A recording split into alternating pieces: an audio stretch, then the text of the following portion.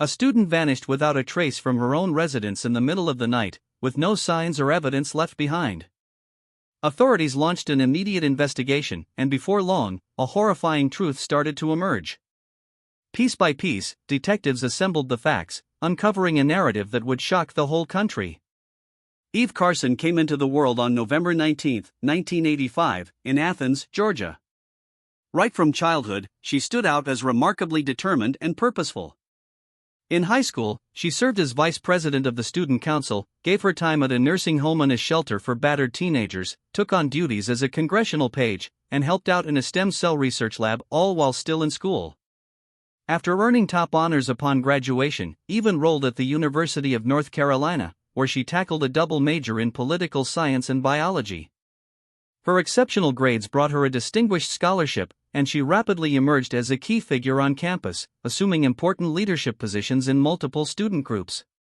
She remained committed to giving back, continuing her volunteer activities and even teaching science lessons to elementary school children. On top of that, she ventured abroad for service projects, devoting a summer in Ecuador to assisting physicians, spending a semester studying in Cuba, and participating in a research expedition in Egypt. There was no question that Eve ranked among the most impressive students at her school. She harbored big dreams for what lay ahead and was advancing steadily toward them. Before finishing her studies, she had already received a job offer from a prominent firm and intended to start her professional life shortly after collecting her diploma. In February, Eve was 22 and in the final stretch of her college journey. She resided off campus alongside a tight-knit circle of friends. On the evening of March 5, shortly after 1:30 a.m., her roommates prepared to leave for a party. They asked Eve to come along, but she turned them down, preferring to remain behind and focus on her studies for the next day's classes. Her friends departed without her and didn't make it back until approximately 4:30 a.m. Upon returning, they right away felt that something wasn't right. The front door stood completely ajar, the interior lights remained illuminated, but Eve was absent, and so was her vehicle.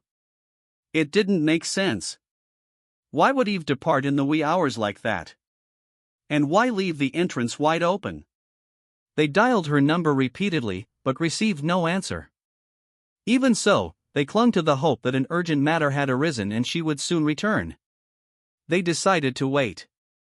By the following day, however, Eve was still nowhere to be seen. At that point, one of her friends realized it was necessary to alert the police and file a missing person report. After listening to the account, the investigators revealed something disturbing. Earlier that same morning, they had come across the body of a young female, though her name was not yet known. They presented a photograph of the deceased to the friend, who immediately identified her as Eve. It was discovered that around 5 a.m., soon after Eve went missing, police got a call from a resident living roughly a mile from Eve's place. The woman had been jolted awake by the noise of gunshots accompanied by a horrifying scream.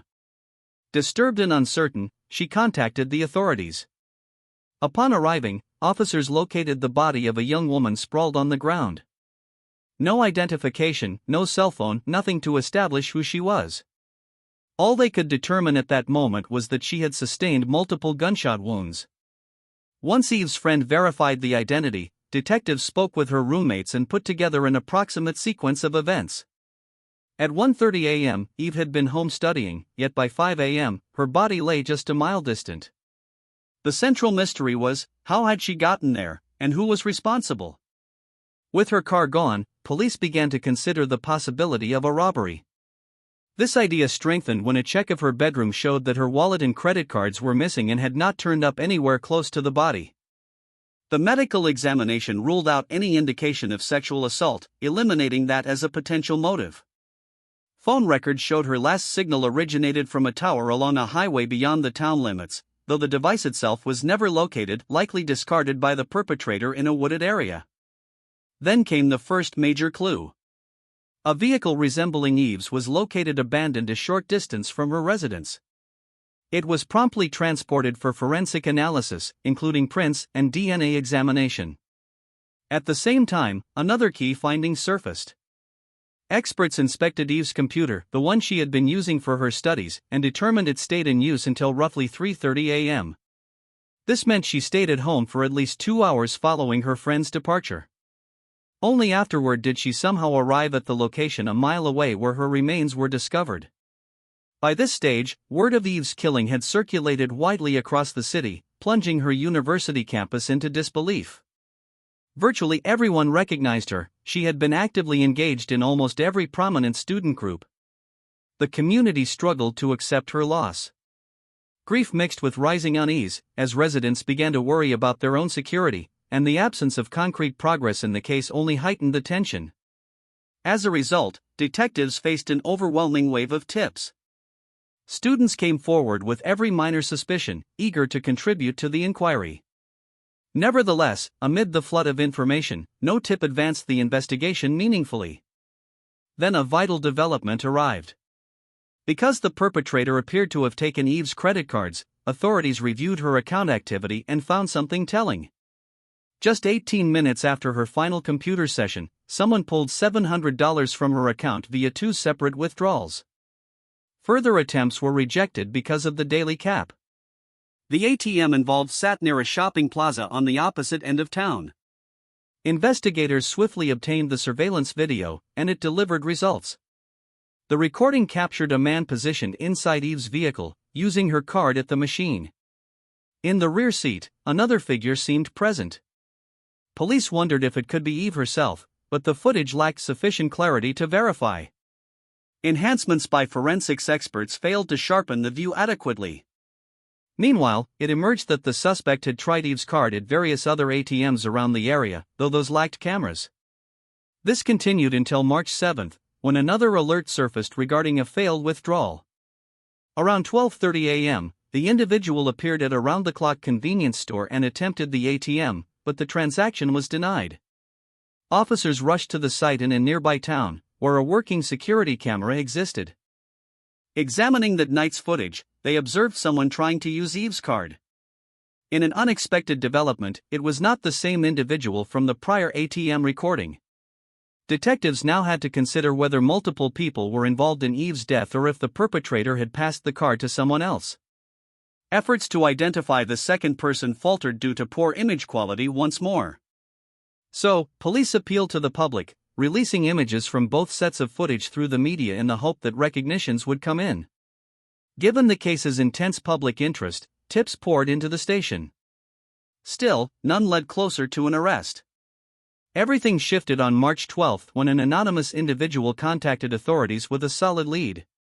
The caller stated they recognized the man in the convenience store video as Diario Atwater.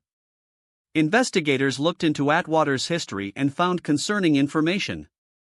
At just 21, he already possessed a lengthy record of arrests for robbery, assault, drug crimes, and more. Though he had served prison time, he had been released prematurely on multiple occasions.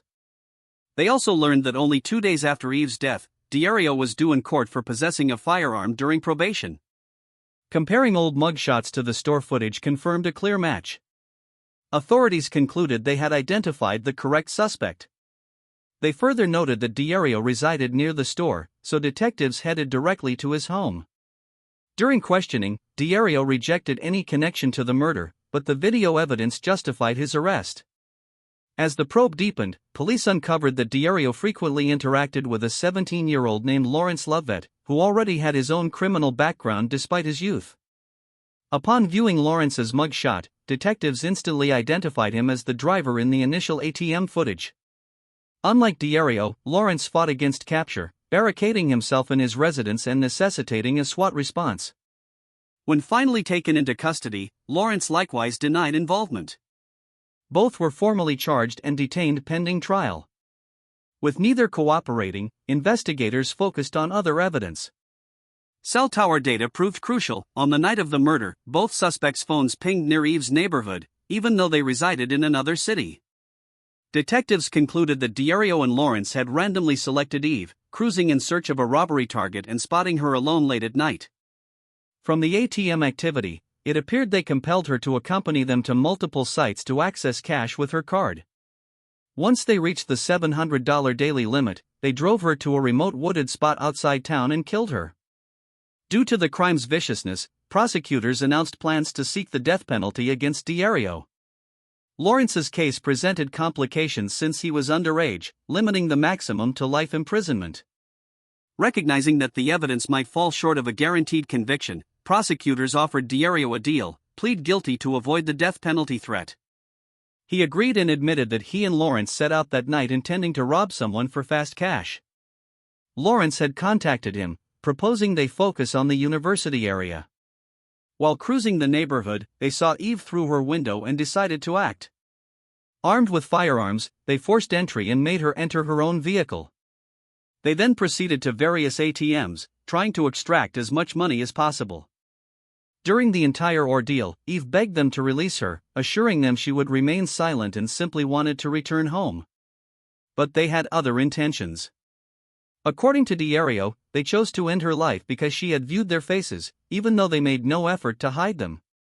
They drove her to an isolated road and fired multiple shots using 2 weapons. Diario also recounted a profoundly tragic detail: moments before her death, Eve requested that they join her in prayer. Rather than granting any compassion, they shot her without hesitation. In April 2010, 2 years following the murder, Diario was convicted. Owing to his plea agreement, the judge imposed life imprisonment rather than death, along with an extra 30 years. Following the sentencing, Diario addressed Eve's parents, expressed regret for his deeds, and acknowledged that he merited the punishment handed down. Lawrence, meanwhile, declined to plead guilty, and his trial commenced in December 2011. Despite defense efforts to establish innocence, Diario's admission combined with the substantial proof resulted in a guilty verdict and a life sentence. However, that was not the conclusion. In 2013, an appeals court overturned Lawrence's sentence, citing a prior decision that deemed life without parole for juveniles unduly severe. He received a retrial. In the new proceedings, Lawrence spoke more openly, telling the court that everybody errs and asserting he was not the villain portrayed. Yet he displayed scant true remorse, and the judge once again handed down a life sentence. It's worth noting that Lawrence had previously come under suspicion in another strikingly similar incident. In January 2008, mere months prior to Eve's killing, a 29-year-old student was murdered during a break-in at his apartment. Afterward, funds were withdrawn from the victim's account at ATMs throughout the city. Still, investigators never gathered sufficient proof to connect Lawrence, and the accusations were later dismissed. Eve's tragedy drew nationwide focus and prompted significant reforms. In February, North Carolina lawmakers passed new legislation imposing stricter punishments and enhanced protocols for those tied to gang-related crimes. The measure became effective on December 1 and applied to offenses occurring thereafter. This law stemmed directly from the sorrow brought by Eve's fate. At her university, a scholarship bearing her name was created, and a memorial garden was established on campus to honor her legacy. In February 2009, one of Eve's dear friends advanced to the finals on American Idol. During his performance, he spoke of how Eve's passing inspired him to pursue his passion and audition. He explained that without Eve's influence, he might never have summoned the bravery or resolve to chase his dream. If this case captured your interest, be sure to like the video and subscribe to the Hidden Cases files. We bring you crime stories every single night. Until next time, stay alert, stay cautious.